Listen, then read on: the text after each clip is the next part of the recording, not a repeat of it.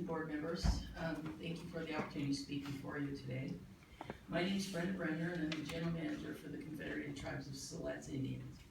I'm here today to sit in support and answer any questions related to our mascot agreement first reading with the Rogue River School District on the agenda later this morning, and also to take this time to reiterate our tribe's objection to the fact that the mascot agreements for the Philoma School District, Amity School District, and the Siletz Valley School are not on the agenda today for your approval.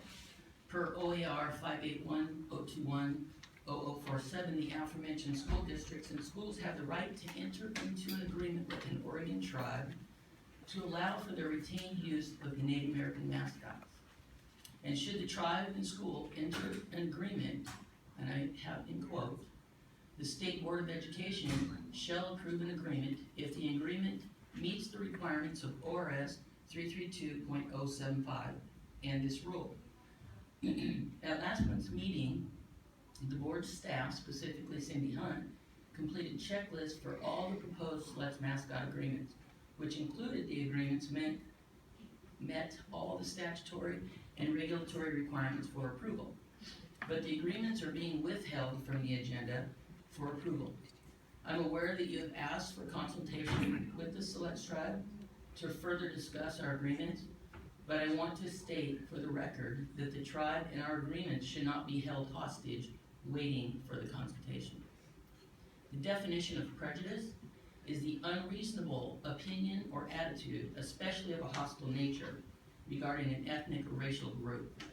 Any preconceived opinion or feeling that is unfavorable to an ethnic or racial group, and an adverse opinion or leaning formed without just grounds or before sufficient knowledge. The Confederated Tribes of Siletz Indians is being subject to your prejudice with regard to our mascot agreements. Your opposition and belief that all mascots and native imagery and images are negative is clearly prejudicial. You have failed to acknowledge that the Confederated Tribes of Siletz is a sovereign tribal nation, and by law and regulation, you are here to uphold, allow us to enter into the agreements in question. As a sovereign nation, we have not been forced to accept an agreement in any way with any of the school districts.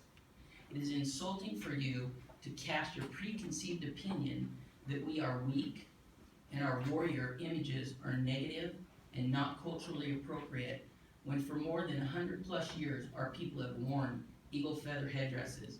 I have with me a picture of our ancestors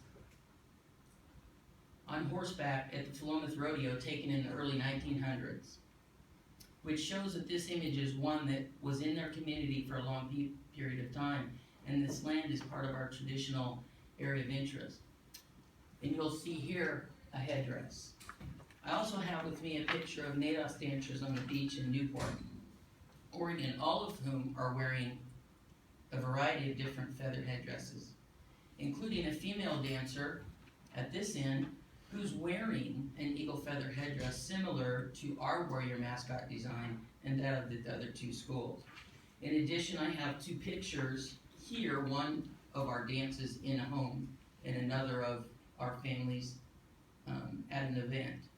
In both of these pictures, you'll note a drum made by our families in both, and both of them have imagery similar to the Native American mascots that are being called into question.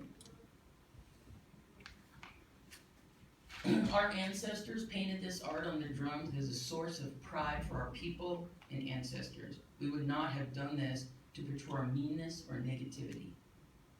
Since your last meeting, your actions and insults were discussed many times in our community, and I, for one, am very appalled by some of the comments that you made. As a Native American, I find it way out of line for some government-appointed board to tell my tribe and me what it is to be an Indian and how I should act and feel. My father was a graduate of Shemau Indian School, the home of the Shemau Braves. He was a star athlete and a veteran of the Air Force. I also have an uncle who was at boarding school for a period of time. They are no longer with us, but I share this because many times they shared that the negative part of life at the boarding school was the fact that all the little Indians were made to cut their hair wear white man's clothes, and conform to speaking the English language. So in the 1920s and 30s, our ancestors were forced to change. They were told what they should look like and how they should act and feel. And now again in the 21st century, we're again being told how we should look, act, and feel. I was raised to be proud of my Native American heritage and to serve people in some way to make our lives better. I've worked for the Confederated Tribes of Siletz Indians for the last 23 years, and prior to that, I taught at Chemau Indian School. And I believe that our relations with federal government and state governments are improving, and that people finally recognize that there are treaties that need to be honored, and our tribes hold a unique and special status among the people who live upon this land now.